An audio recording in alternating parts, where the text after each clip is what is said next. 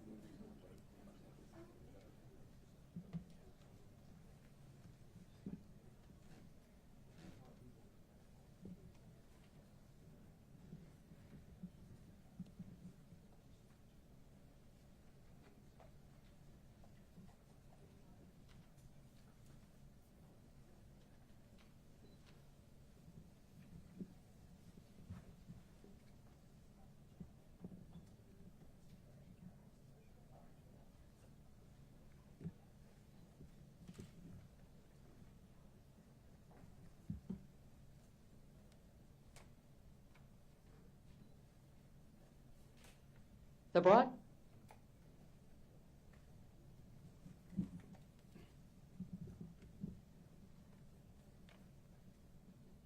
Good morning, and welcome to the NOAA Center for Weather and Climate Prediction here in College Park, Maryland. Thank you to both the reporters in the room and those joining us virtually for today's announcement of the 2023 hurricane season outlook. My name is Allison Santorelli, and I am the media contact for today's event. At the conclusion of this news conference, you may reach me at nws.pa@noaa.gov. The news release and graphics related to today's announcement will be available on noaa.gov shortly. For those of you joining us by webinar, this news conference is being recorded. So if you do not wish to be recorded, please disconnect at this time. And with that, I'd like to introduce our host for today, Dr. Mike Farah, Director of NOAA's National Centers for Environmental Prediction.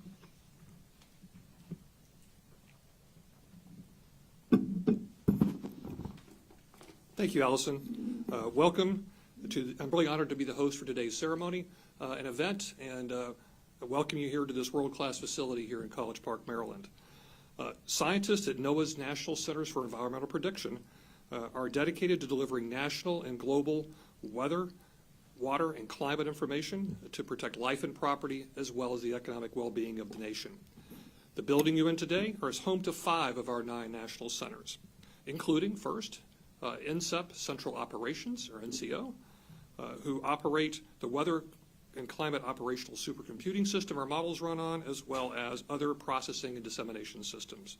Secondly, the Environmental Modeling Center, or EMC, where the computer modelers develop and improve our nation's weather models. Third, the Weather Prediction Center, or WPC, where national forecasters provide services 24/7 for weather forecasts to support our National Weather Service's 122 local weather forecast offices.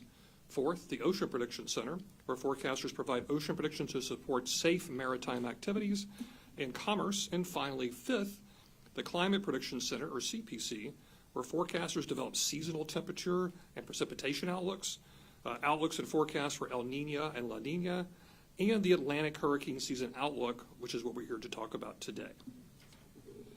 In addition to the 5 centers here in this building, we have 4 other operational centers located across the country, including the Aviation Center in Kansas City, the Storm Prediction Center for tornadoes in Norman, Oklahoma, and the Space Weather Prediction Center in Boulder, Colorado.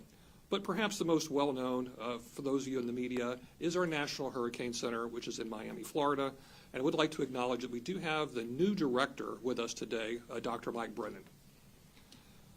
So the folks at the Hurricane Center, Mike and his dedicated team of hurricane specialists and marine forecasters have been busy helping communities prepare for the upcoming season, and they will provide the trusted hurricane forecasts that people rely on during the hurricane season this year, which runs, of course, from June 1st to November 30th.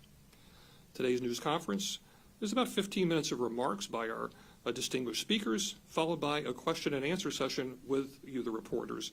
We'll first take questions in the room before we move to those participating virtually through our webinar. So today's speakers are U.S. Department of Commerce Deputy Secretary Don Graves, NOAA Administrator Dr. Rick Spinrad, and FEMA Administrator Deanne Criswell. Now, it's my true honor to introduce our first speaker, actually who's going to give the introduction to the first speaker, my colleague Dr. Rick Spinrad, who I've had the pleasure of working with many years ago when he was the chief scientist for NOAA. Dr. Spinrad's held many other leadership positions within NOAA, including leading our nation, the National Ocean Service, as well as NOAA research. And put all together, that gives him really the depth and breadth that's really unparalleled in history of NOAA administrators. So with that, it's my pleasure to welcome Dr. Spinrad. So the floor is yours.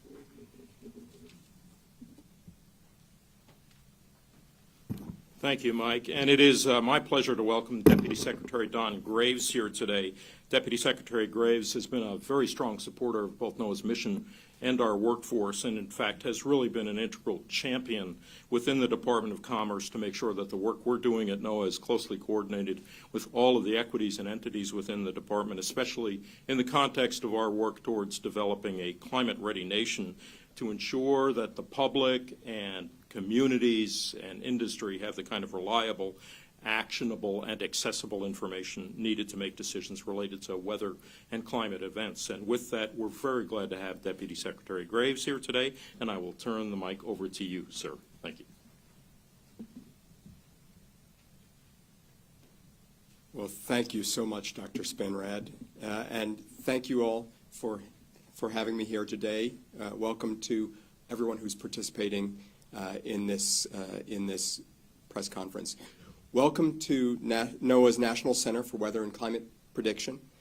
At the Commerce Department, we're fully committed to NOAA's mission to study, forecast, and issue watches, warnings, and other decision support for tropical systems in our ocean basins. Here and in offices across the country, tireless work is being undertaken to forecast major storm systems, from the pilots who fly our hurricane hunters that collect the weather data that scientists use that track the patterns of severe weather events, to the scientists who use that data to make better predictions. It's no mistake that NOAA and the National Weather Service find their home in the Commerce Department. Hurricanes and the destruction they cause can have devastating impacts to affected communities and to local economies. We know that recent hurricane seasons have been particularly busy, with 3 back-to-back La Nina events, which only increase the threat of hurricanes. Last year alone, we saw 14 named storms accumulate, 3 of them hurricanes that hit the United States, causing a collective $117 billion in damages when adjusted for inflation. The World Meteorological Organization retired the storm names of Fiona and Ian, and those destructive storms made landfall in Puerto Rico and Southwest Florida, respectively, and caused billions of dollars of damage. The increasing impacts and risks to U.S. communities from these destructive storms make the work of NOAA and its partners in government, the private sector, and NGOs all the more essential. It's critical that this work goes a long way to better prepare the United States for storms and effectively addresses environmental, economic, and humanitarian impacts to help communities recover from these events.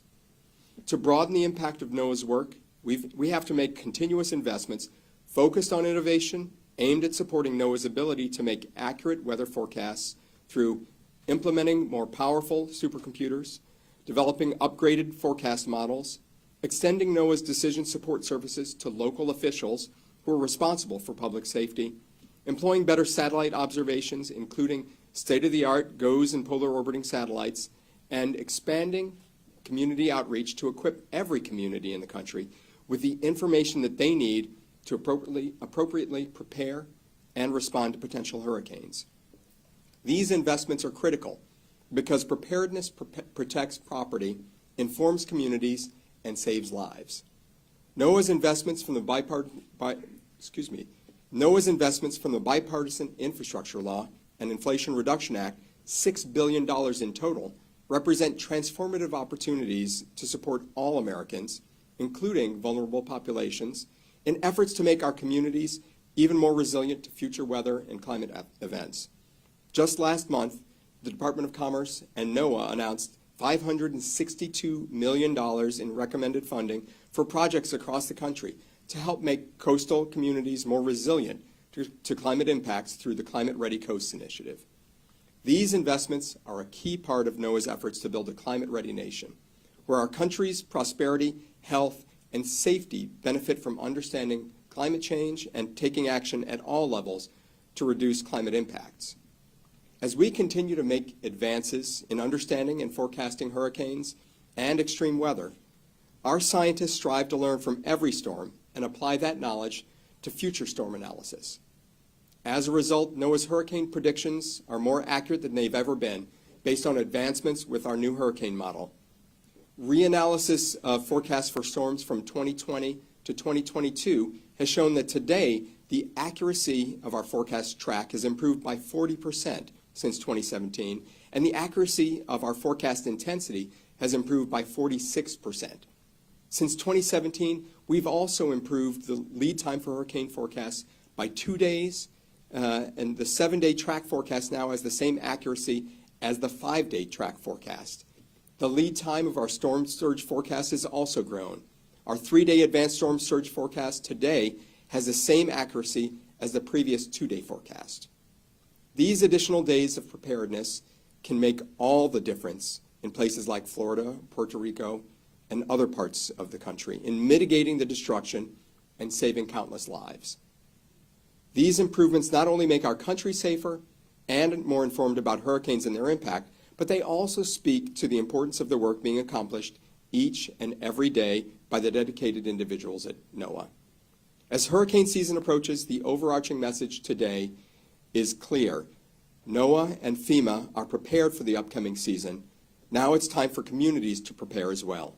It's absolutely crucial that all Americans living in the potential paths of these storms, even well inland of the coast, follow NOAA's guidance for preparation and determine your risk, develop an evacuation plan, and assemble the disaster supplies that you may need if a severe storm strikes. Please stay informed and be ready to heed warnings from NOAA's National Weather Service and your local emergency managers. NOAA, the Department of Commerce, along with our federal partners like FEMA, stand ready to serve the nation before, during, and after each storm, and ensure that communities have the resources they need to overcome the threat that hurricanes pose. Thank you for joining us today. Thank you to NOAA and FEMA for their continued service to make this country a safer place. I'm sorry I won't be able to stay for the rest of today's event, but with that, I am pleased to turn it back over to Dr. Spinrad. Thank you. Thank you, Deputy Secretary Graves, and good morning to everyone. So, welcome to the NOAA 2023 Atlantic Hurricane Season Outlook. Let me start by saying that whether you're joining us in person or remotely, we really appreciate your attention to this very important announcement. I want to extend my gratitude to my friend, Dr. Mike Farah, for hosting us, along with the many scientists, technologists, technicians who work around the clock in this building and elsewhere to provide weather, water, and climate forecasts and projections to keep the nation safe and informed.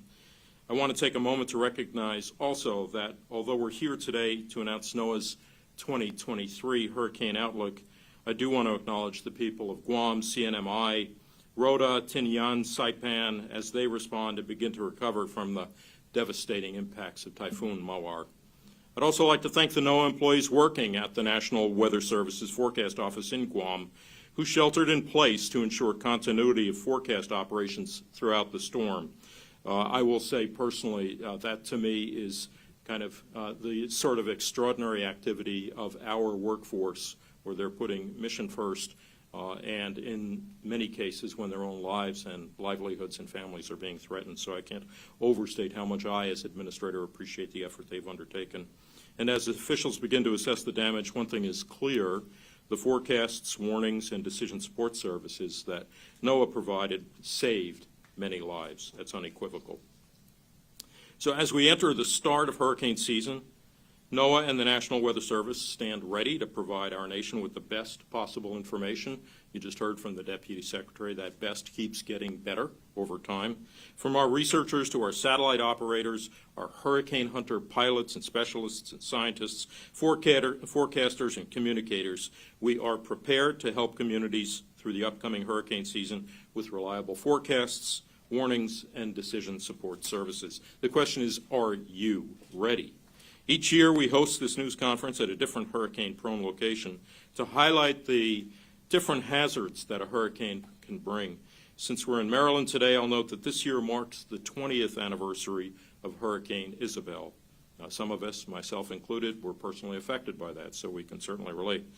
Many of you who live here in the Mid-Atlantic might recall Hurricane Isabel, which made landfall as a Cat 2 storm in the Outer Banks of North Carolina, and whose storm surge wiped out a portion of Hatteras Island.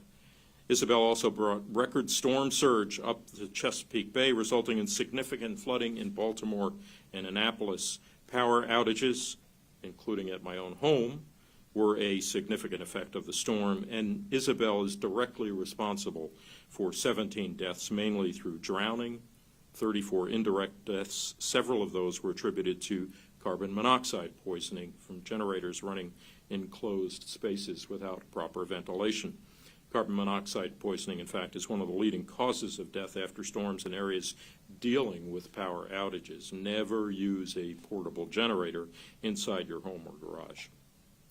This year also marks the 5th anniversary of Hurricane Florence, which experienced rapid intensification off the East Coast and brought significant flooding to the Carolinas. Riverine flooding, not wind, was the major cause of damage and loss of life in Florence. Damages from Florence are estimated to be $24.2 billion. Recovery efforts from the extensive flooding continued for 8 weeks.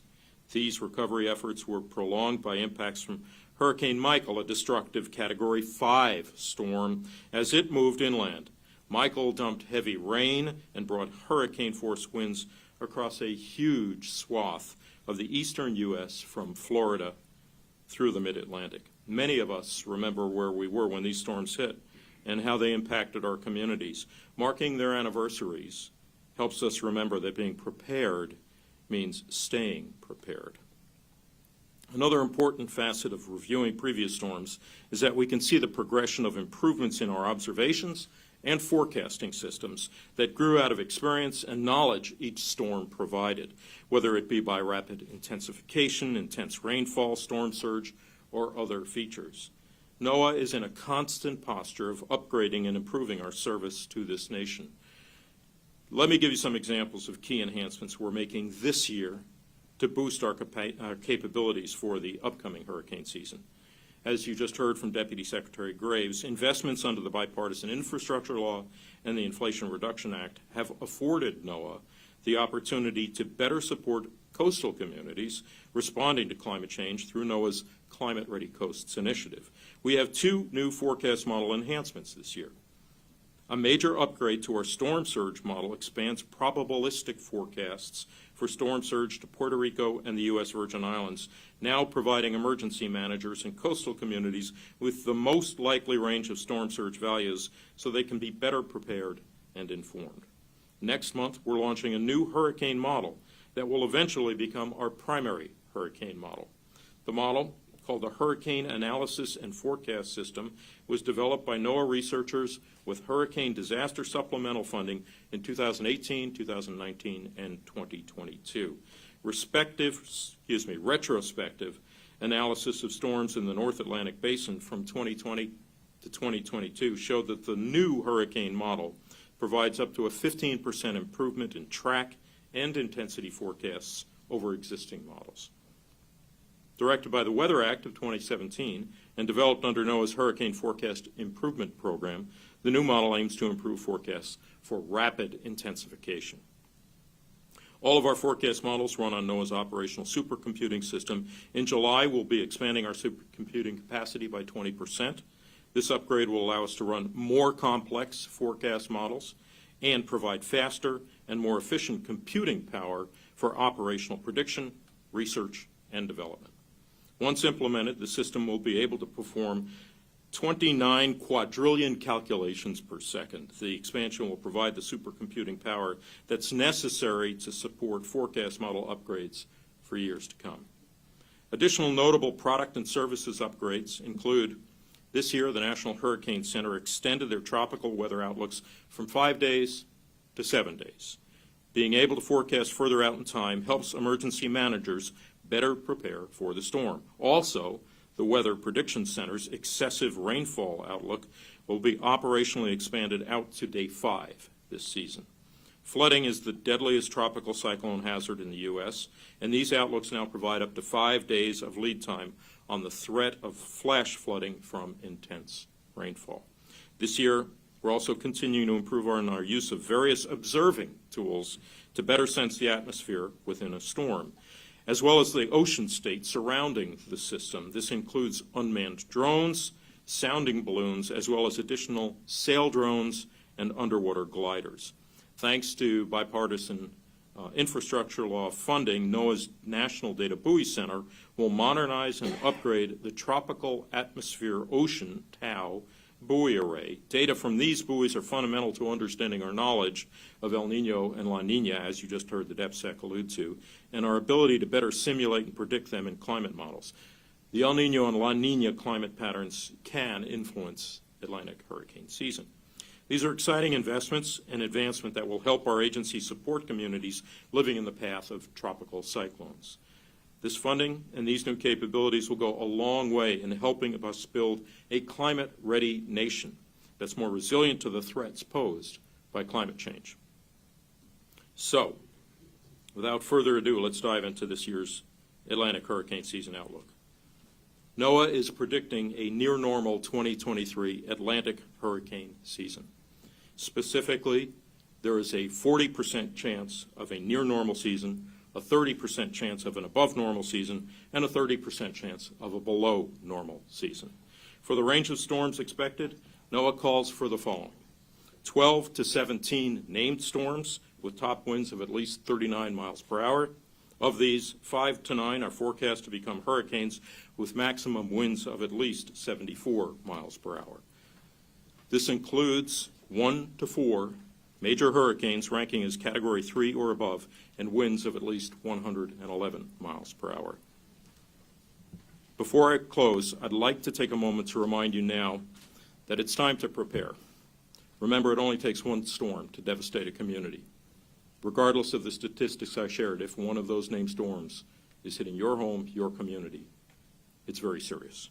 I'd also like to give special thanks to the skilled and dedicated forecasters at the National Hurricane Center in Miami, who work around the clock to deliver timely and accurate forecasts each and every hurricane season, as well as the hurricane hunters who fly hundreds of hours each hurricane season to support critical hurricane forecasting and research, and the numerous members of the emergency management community who are so critical to protecting lives and property. And the experts at the Climate Prediction Center, who develop seasonal outlooks, including the hurricane seasonal outlook, which are used as a tool by decision makers, emergency managers, and the public when preparing for the season ahead. And finally, the dedicated forecasters of the National Weather Service, who work around the clock in every U.S. community to provide weather forecasts and warnings the entire nation can depend on.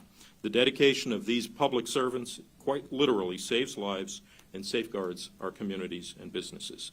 And now, it's my pleasure to invite FEMA Administrator Deanne Criswell to the podium. Thank you.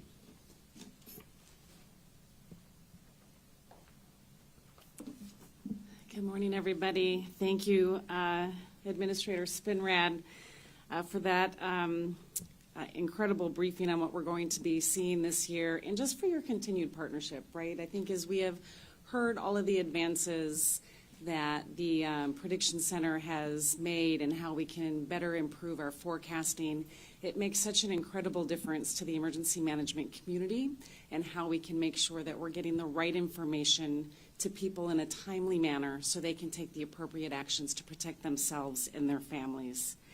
We simply just cannot do our jobs without the support of NOAA, the National Hurricane Center, as well as the National Centers for Environmental Protection.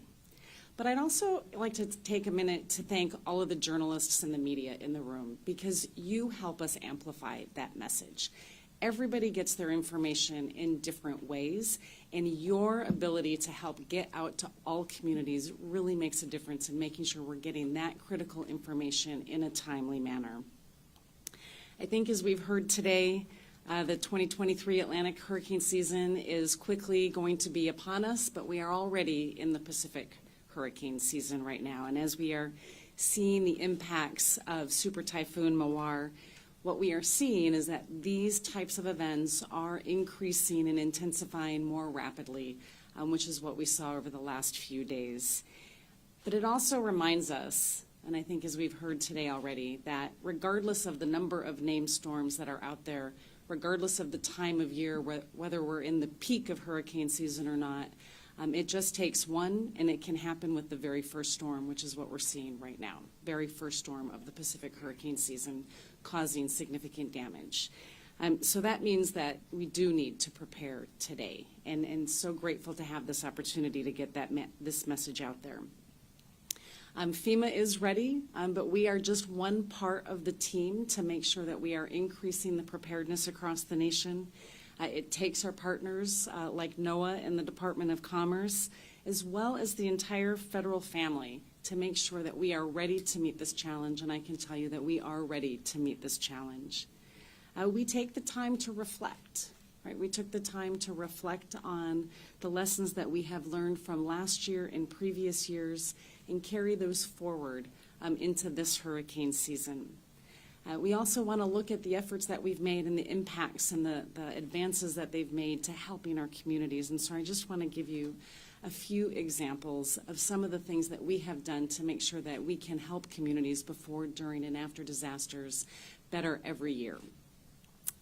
One of the areas that I have been very focused on is our ability to try to meet people where they are. Instead of having individuals and having communities try to navigate the federal government, how do we bring those services to the people? And recognizing that every community and every individual has a unique experience, has unique needs, and their impacts will be specific to them. And so we can't have a one-size-fits-all approach to how we prepare, how we respond, and most importantly, how we recover from these disasters. And so we did a few things over the last year to make sure that we are living up to meeting people where they are. We changed our policies to make sure that those who need our help the most have the ability to access that help, and that we're removing barriers so those that are eligible for assistance can actually access that assistance. One of these things was a policy change to the types of documentation that we accept to prove that you own your home or that you occupy your home. And because of this update, I'm very proud about the number of individuals that have been able to get assistance.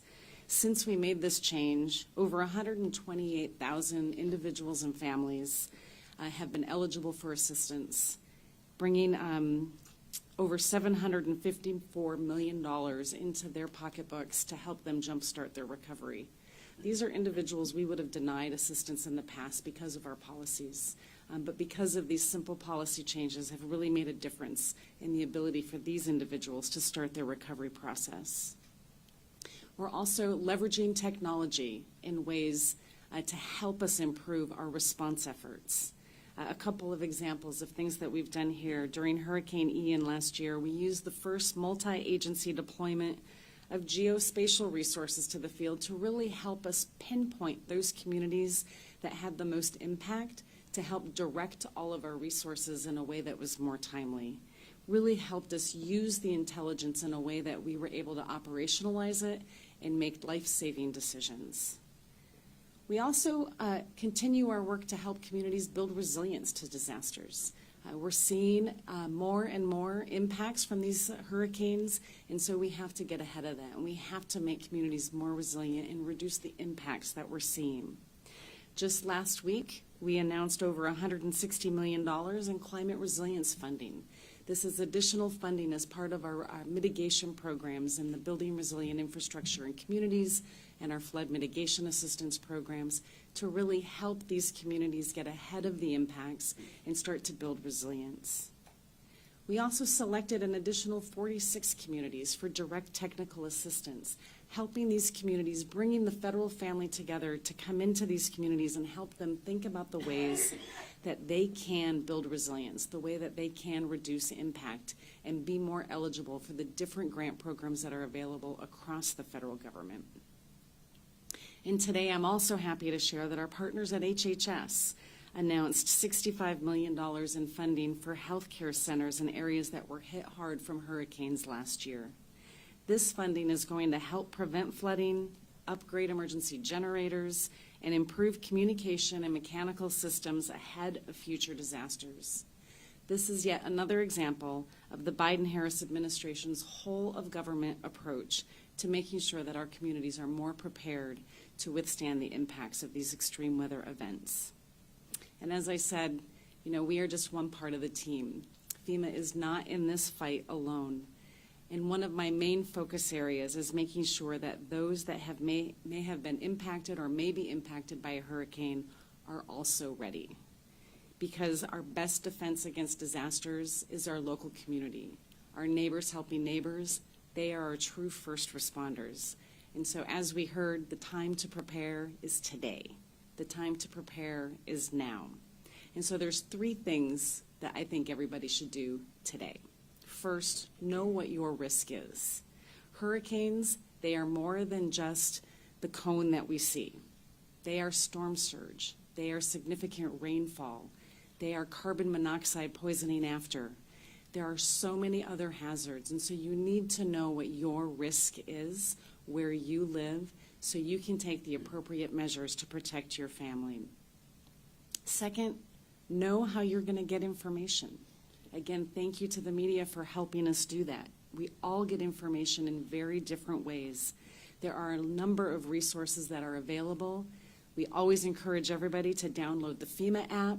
You can also download weather apps from NOAA and the National Weather Service, also in your local community, and sign up for their emergency alerts so you know how you can get information so you can take immediate action when needed. And then third, make an emergency plan. Do you know where your evacuation zone is? Do you know which evacuation zone you're in? Do you know where you're going to go if you're asked to evacuate? Remember that if you are asked to evacuate, moving away from the hazards does not necessarily mean that you have to go another state or 2 away. It could be just 5 miles away from the hazard into an evacuation center until the threat has passed. So take the time today to learn which evacuation zone you're in and what actions you will take if you are asked to evacuate. And as part of your planning process, it's also time to review all of your important documents. Make sure you have them prepared and ready to go with you in case you need to use them. Review your insurance policies and consider flood insurance if you don't have it already. At FEMA, we say that no 2 disasters are the same. And in that same spirit, being prepared means that it is not a one-size-fits-all solution. You need to understand what your risk is, what your family needs are, what your unique circumstances are, to take those appropriate measures to protect you and your family. So I implore everybody that is watching at home, listening to this in their car, or reading this in your local newspaper or social media event, learn today what your individual risk is and the actions that you're going to take and plan accordingly. These storms are going to continue to develop faster. They are going to be stronger. They will last longer. FEMA will be ready to support you. If one hits you, are you going to be ready? So with that, I'll turn it back to Dr. Farrar.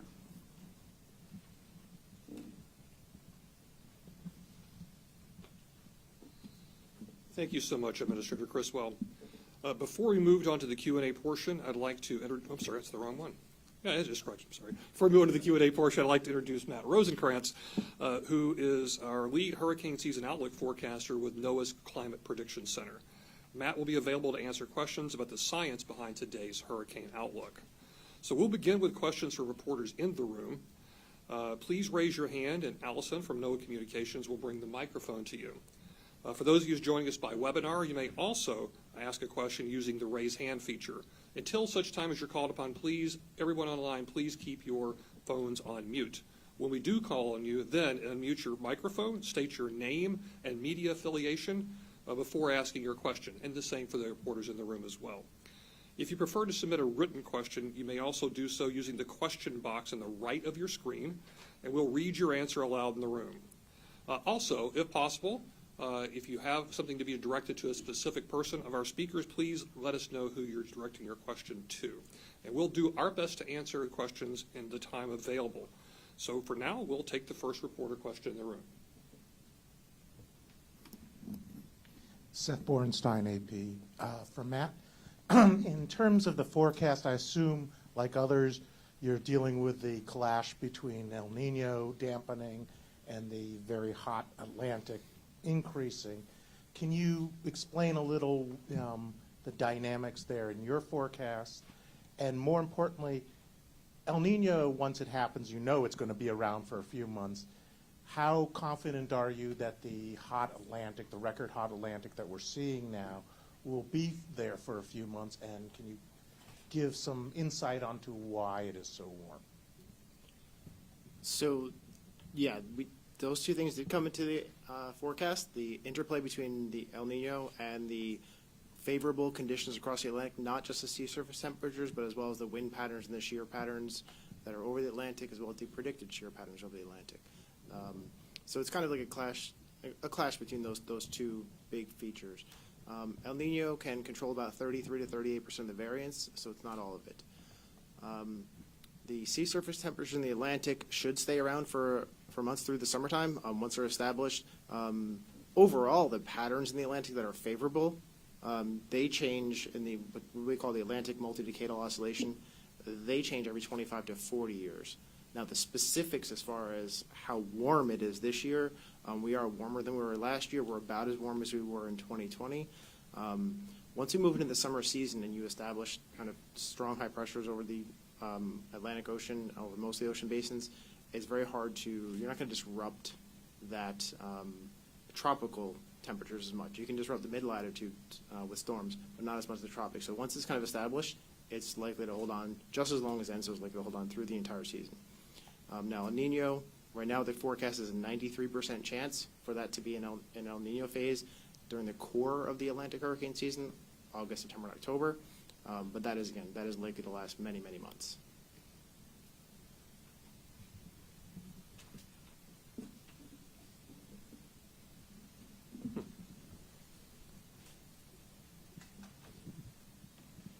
Hi there. Either for Matthew or Dr. Spinrad, or actually, I guess any of the three could address this. Chase Kane with NBC, wondering about the sort of abnormally warm open ocean temperatures, the impact that can have on rapid intensification.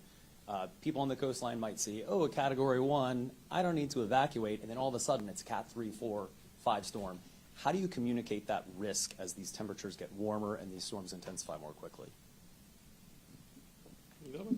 So I'll start and then ask if anybody would like to do it. I mean, we've certainly been communicating this risk through our forecasters at the Hurricane Center. Our hurricane models have also been able to improve the rapid intensification forecasting over the last several years. So we've been able to communicate that earlier than has been possible in the past. And if there's anybody, would you like to add anything else? I want to make sure Administrator Cusco talks about their response, but I want to add a little bit geekier perspective on the intensification, because I think I may be the only card-carrying oceanographer in the room. And I will point out that one of the important things that we're doing at NOAA is looking, obviously, at sea surface temperature, but also it's about total heat content. And so making use of a lot of satellite capabilities and then the new observational capabilities that we alluded to, like gliders, for example, allows us to get better information about how much total energy is in the ocean available to contribute to intensification. So that's part of the improvement that you've seen that then gets reflected in the kind of forecast that Mike just alluded to. It's a great question, and I think one of the things that we have to focus on as we go into this hurricane season is not just the hazard itself, right? Not just the category of the storm, but all of the risks that go with it. And so is it going to intensify more rapidly? What are the other pieces that we're concerned about? You know, the new accuracy or the modeling that we're going to be able to do for storm surge. This part of risk communication is where I think that we need to direct our focus to, and using all of the mediums that we have available. And it's going to be even more important that we start to get those types of messages out sooner across all forms of social media, national and local news, but using the emergency alert apps that people have to be able to get that information, to be able to take action quickly. But you can only take action quickly if you take the steps today to make sure that you're ready to take that action quickly. And so being able to communicate those risks and what those risks are and not just the category is going to be a cultural shift, right? And a mind shift for the people that live in areas that are are typically going to say, well, I've lived through a Category 1, and then all of a sudden it's a Category 3, or I've lived through this before, and now we have intense storm surge, and we have increased rainfall that's creating additional hazards that they haven't experienced before. The risks of these storms are different than the risks that they faced 10 years ago. We have to be able to get that message out to people.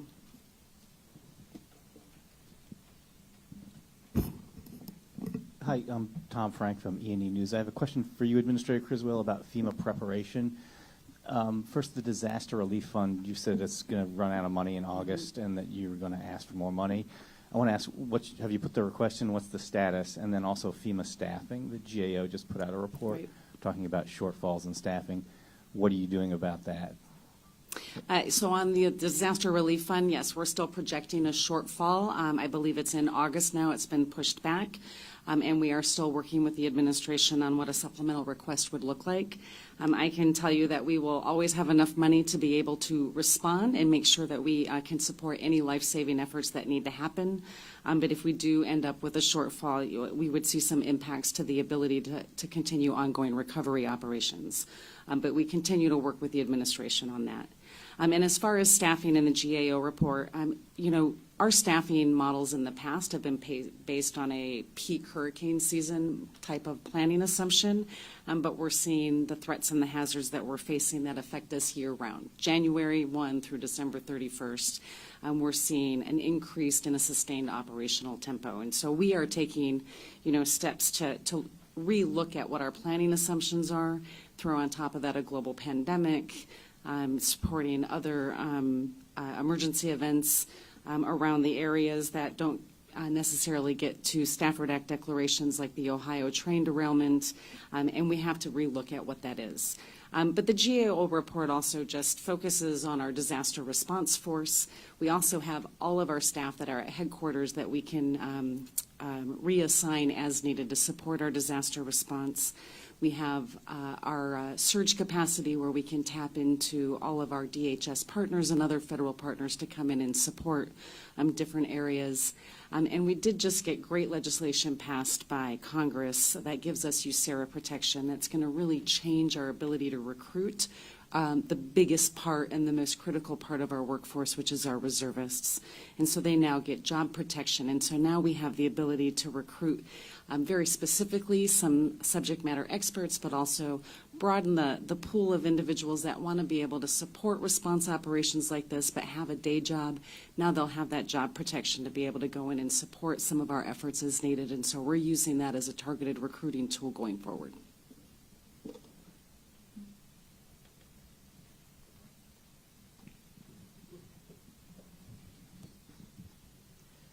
Good morning. Tom Pershut, Chief Med WSA 9 here in Washington. I love computer models, so I'm intrigued with this new hurricane model. Can you talk a little bit about the evolution? Did you start from scratch? Did you take some models and blend them? And when can I get my hands on it? Matt or Rick, I don't know who wants to take that. I can start. Okay, please. So the new hurricane analysis and forecast system is actually being built on the framework of our unified forecast system. This is where we're taking a unified framework for our global and regional models. And so it's been built inside that framework. So we did not start from scratch, but we've added new physics, improved data assimilation and dynamics, and as Dr. Spinner talked about, right out of the box, the very first time we're going to implement it, at least for the 3 years we ran it in retrospective, we were getting around 15% improvement on track and intensity forecasting that we used to have on our HWRF and HMON limited area of hurricane models. Those aren't the only models. We still make use of the global models like the GFS, our international models like the European model as well, and statistical models. So all those are thrown into the mix, and you add on top of that the expertise of our forecasters at the Hurricane Center. So we're continuing to incrementally improve the quality of our modeling. Oh, it's going to be implemented about a month from now, in late June. Okay, I think we've got our first question online. Yes, we have a question online. We have a hand raised from Lance Blocker. Lance, I am unmuting you now. You have to unmute yourself. Please remember to state your media affiliation before you ask your question. You're good to go, Lance. Yeah, thanks a lot. Lance Blocker here, CBS 17 News in Raleigh. Hey, we've had a lot of talk about the impressive El Nino and the above-average sea surface temperatures. How did you guys simulate this upcoming season to reach the forecast with somewhat of a rare, unique combination with the upcoming months? And did you use any emergent technologies like machine learning or AI with that process? So we do have we use the global models, again, from our own center and from our partners around the world, UK Met, European Center. That inherently takes into account the sea surface temperatures in the globe all at once. We do have work with the Atlantic Oceanographic and Meteorological Laboratory that has a specific model that addresses interbasin Pacific versus Atlantic sea surface temperatures. That was injected into the forecast. And then we have a few other statistical models. So those are all put into the forecast. The team met, we discussed them, the weak points, the strong points of each one of the models, and then our consensus forecast was the forecast we came up with. And what was the second part of your question? Yeah, I was just wondering if there was any machine new technology applied to it, machine learning, AI, any of that, or is it still in experimental phase? For this product, that is, machine learning AI is still in a developmental phase for this product. Thank you. All right, thank you. We now have a question from Rebecca Hersher. Rebecca, I am unmuting you. Can you please unmute yourself? Yeah, thanks. Rebecca Hersher from NPR. I'm wondering if it's abnormal to have this many storms forecast, a 70% chance of a normal or above normal year during a year with El Nino. Has that happened before? It seems like a pretty large number. Yeah, so when I look back on the historical data we've had anywhere from 6 named storms to 18 named storms during El Ninos. The stronger an El Nino event, usually the less amount of storms you have. But we are also in an active era, and having a strong El Nino with an active era and such warm SSTs, I've only seen it one other time in the historical record. There's not a lot of analog evidence for it. So it's definitely kind of a rare setup for this year. And that's why our probabilities are not 60 or 70%. They are a little bit to reflect that uncertainty that all of our, combined a couple hundred years of experience doing tropical analysis with the team. When we looked at it, we were like, wow, there's a lot of uncertainty this year in the outlook. So that's why we have those probabilities and the ranges the way they are. All right, thank you, Kara. Next, we'll have a question from Kara Corte, CBS News. Kara, I'm unmuting you now. If you can unmute yourself as well. Thank you all for doing this. Administrator Criswell touched on this a bit, but can you all speak to how you anticipate increased intensity of these storms due to climate change this year and beyond? And then also, I believe there were storms fairly late in the season last year. Is that a trend we can expect again this year and in the future? Thank you.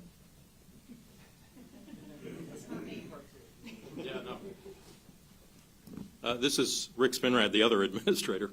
And I will point out that what we do see, with respect to your question on a climate signal, I would say that first of all, fundamentally, we know that with climate change and increased energy coming into the system, that energy has to go somewhere. So we see it in a variety of different forms. You may see it in slightly more energetic forms. You may see it in storms, rather. You may see it in storms that, for example, yield more precipitation, slightly stronger winds, that kind of thing. And so I oftentimes use the case of Hurricane Harvey, where we saw almost 5 feet of rainfall as an example of the kinds of manifestations that increased energy coming into the system can produce. And you had a second question, which I think might be more appropriate for Matt with respect to some of the statistics. Can you repeat that question, please? Yes, I believe there were storms fairly late in the season last year, later than normal, into November. And so I'm wondering if we anticipate that happening again. So this specific outlook does not have any information about early or late season storms within today's outlook. We have during active years, like 2020, 2021, we do tend to see more early season and late season activity. But that's generally because the entire situation is more conducive to more formations. So if you have an active year, you typically do have more front and back end to the season storms, but not necessarily. But this specific outlook does not have any information, and it's not part of the package that we look at. We're just doing the total season from these numbers. So we're not. I can't really give you any information on should we expect a late season this year or not.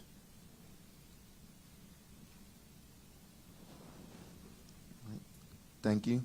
Next, we'll go to Scott Dance. Scott, I am unmuting you. If you can unmute yourself as well. Yeah, thank you. This is Scott Dance with the Washington Post. I was just wondering, is this forecast maybe a sign that global warming and ocean warming in particular could change the way that El Nino behaves in the Atlantic basin in hurricane season, or the effect of it, limit the effect of it in some way? So there's kind of two parts to that answer. There is open areas of research within NOAA and the academic community on the global response to El Nino or La Nina, and what does that look like in future scenarios with a warming planet. And then as far as, so that's an open area of research that still needs to be investigated. And then as far as this year, El Nino versus the sea surface temperature, as I said, it's a pretty rare condition to have both of these going on at the same time. Favorable conditions in the Atlantic, the El Nino developing.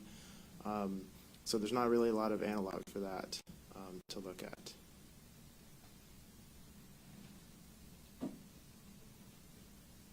And our last audio question will be from Emily Foxhall. Emily, I'm going to unmute you. If you can unmute yourself. Hi, I'm in Houston and I write for the Texas Tribune. I was wondering, Matt, if you guys looked at this regionally at all and if there's anything in the Gulf that might make things better or worse for us here. No, this particular forecast is or outlook is for the entire basin. There was really no skill or attempted regional outlook for it. So there's no additional information on where in the Atlantic basin it will be or whether or not it will be making landfall or not. It's just the total number of storms for the season.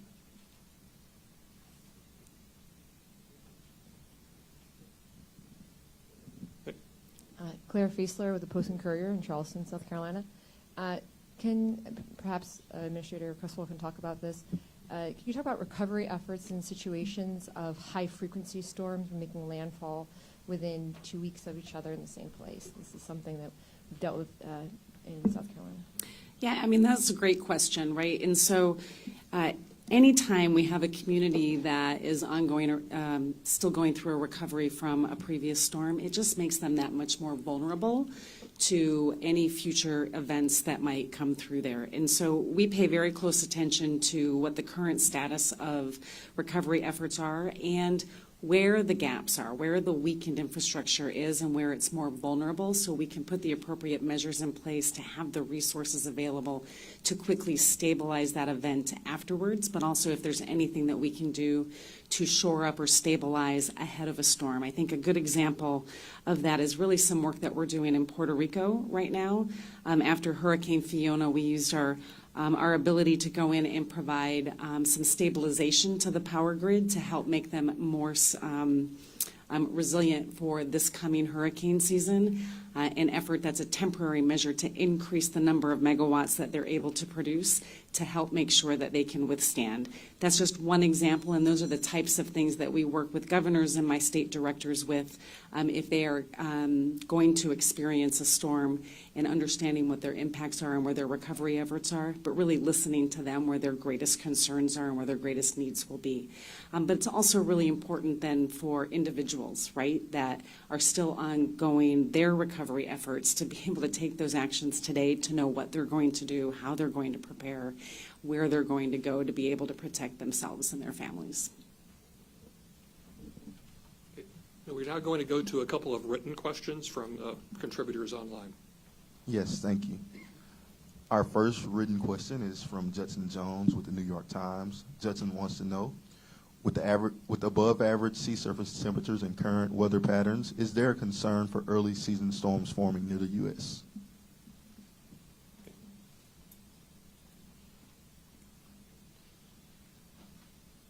So there is no information in this outlook that would talk about front-loaded early season storms or late season.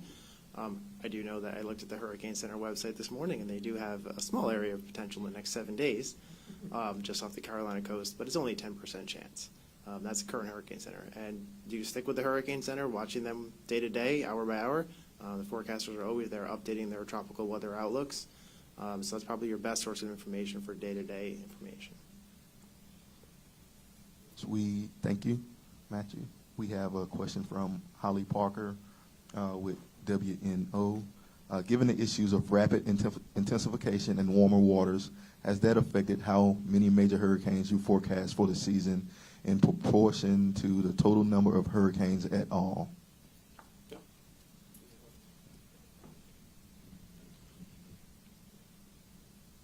The rapid intensification, the changes in that current years did not play an actual computational impact into the numbers. The numbers come out of the models and the statistical models. They all come out at the same time. There is a relatively smaller percentage, with 1 to 4 major hurricanes, as a percentage of the number of named storms that could make major hurricane. And that's really a reflection of the potential for increased shear and increased stability due to the impacts of El Nino. We tend to see more of an impact on the major hurricanes rather than the number of named storms when we look at the statistics between past El Nino events and then obviously this current forecast El Nino event. All right. Thank you. We have one more question, chat question from Matt Brickman from NBC New York. Understanding that having these two conflicting factors is unusual, can you speak to the reasons for the warmer than usual Atlantic sea surface temperatures this season during an El Nino year? No, I don't have the knowledge of the attribution of why the sea surface temperatures in the specific spots in the Atlantic stayed warm this year. I mean, I understand the general physics behind it, but the specifics for this year would be more of a bit of an attribution study that could be done be either by the researchers or even some of my colleagues. Okay, I think we have time for one more question in the room. Allison, would you? Seth Bornstein, AP, maybe for you or Dr. Spenrad or Mike Brennan, since he's somewhere in the room. Back to the new hurricane forecast model.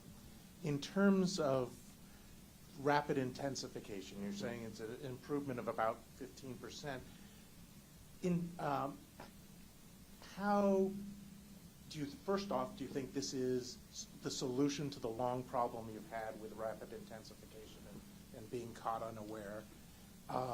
And second is this the first time you're taking ocean heat content into factoring it in the modeling, or are you giving it higher credence than you have in the past?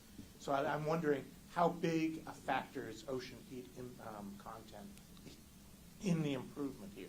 So we have always used sea surface temperature and ocean content as a boundary condition for our models. So that part is nothing new.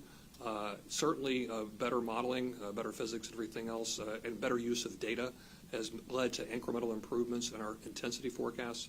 So, I mean, there's no silver bullet here.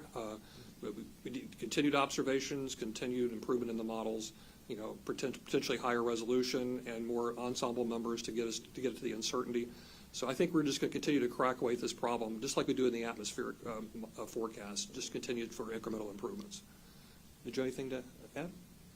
Mike, just want to add that part of the ocean that is different is our observational capabilities. So whether it's through gliders or some Right. autonomous systems. Dr. Spinner made a good point. Part of our gaps in the past has been really we have a lot of satellite data, a lot of data over the surface of the land surface, but our in situ ocean observations are pretty sparse. And so we've made use not of just with the conventional buoys, but we've been taking advantage into new commercial platforms and mobile platforms such as the gliders, and the sail drones, for example. And adding those observations in has really helped us incrementally. Is that going to be the last word? We got one more. I think we have time for one more. Go ahead. Chase Kane with NBC. For Administrator Criswell, I'm wondering if you could talk about with the overall trend of whether it's hurricanes or other climate-fueled weather events costing a lot more money, causing more damage. How do we shift the conversation to adaptation instead of just the disaster response? Incredibly important question. We are definitely seeing an increase in the amount of recovery costs that we are doing. I don't have the exact stat in front of me, but it's somewhere of the amount of money that we've spent over the last 5 years in recovery is equivalent to like the previous 15 years, right? And so we can certainly get you that number, but we have to switch that conversation. We have to be able to get ahead of this and get out of this continuous response, recover, rinse, and repeat cycle and get ahead of this and reduce the impacts. That's why we've made incredible investments through the programs that we have, through our Building Resilient Infrastructure and Communities Mitigation Program, our Flood Mitigation Assistance Program. Also, as we're doing recovery, we have the ability to do mitigation as they're rebuilding to make sure that they can rebuild their infrastructure in a way that's going to reduce the impacts from future disasters. That's just FEMA's part in this, but this takes the entire whole of society to be able to have these conversations, to look at what your future risks are going to be and take the measures today to put the adaptation pieces in place to help reduce those impacts. And it has to be based on the future risks.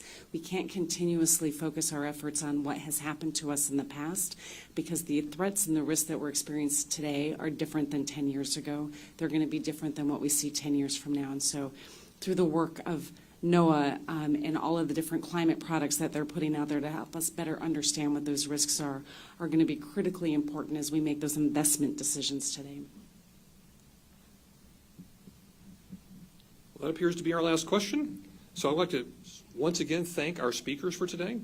Deputy Secretary Graves, who's had to leave before, NOAA Administrator Dr. Spinrad, FEMA Administrator Criswell, and our lead hurricane forecaster Matt Rosenkrantz. A reminder that the news release for today's announcement is available at NOAA.gov. A recording of the event will also be added to the news release later this afternoon.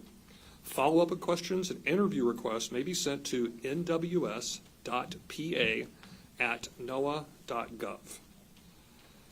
So thank you all for coming. I really appreciate all your wonderful questions and interaction. And that concludes today's press conferences. And thank you for joining us, and have a wonderful day.